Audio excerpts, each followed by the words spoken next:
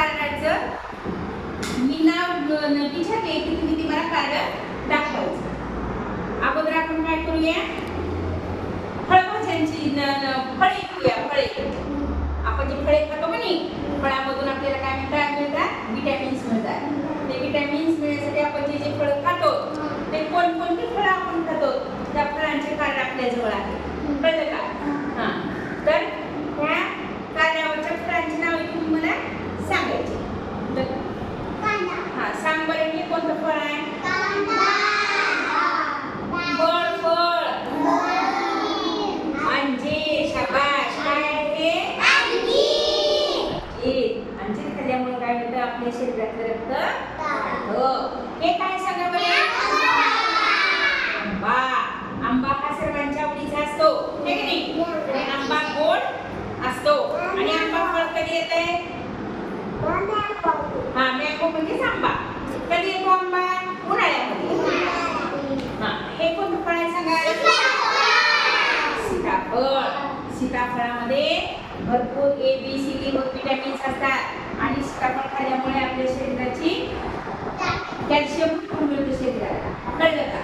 हा, तर सीताफळ खायला आपल्याला चांगला असतो. हे बघा, सफरचंद. कोणतं फळ आहे? सफरचंद खाल्ल्यामुळे आपल्या शरीरामध्ये रक्त वाढतं आणि आपल्या शरीरात काय येते, शक्ती येते. बिमार माणसाला सफरचंद देतात, पण आपण सुद्धा रोज सफरचंद खायचं. मला कोणाला आवडतं सफरचंद? शाबाश. सफरचंद खायचं बरं का? हे काय आहे? टरबूज. यालाच कलिंगड असं म्हणतात. काय म्हणतात? कलिंगड. तर टरबुजामध्ये भरपूर प्रमाणात पाणी असतं. काय असतं? म्हणून उन्हाळ्यामध्ये आपण टरबूज खातो आणि खायचं. आपल्या शरीरामध्ये पाणी उन्हाळ्यात कमी पडतं, त्याच्यामुळे टरबूज खाल्ल्यामुळे काय होतं, आपल्याला शरीराला पाणी पण मिळतं आणि थंड पण वाटतं. चला, आता हे झाले. हे सांगा बरं, हे कसले प्राणी येते? हे जंगली प्राणी. जंगली प्राणी म्हणजे जंगलात राहणारे प्राणी. तर हा प्राणी कोणता आहे सांगा? काय आहे? अस्वल.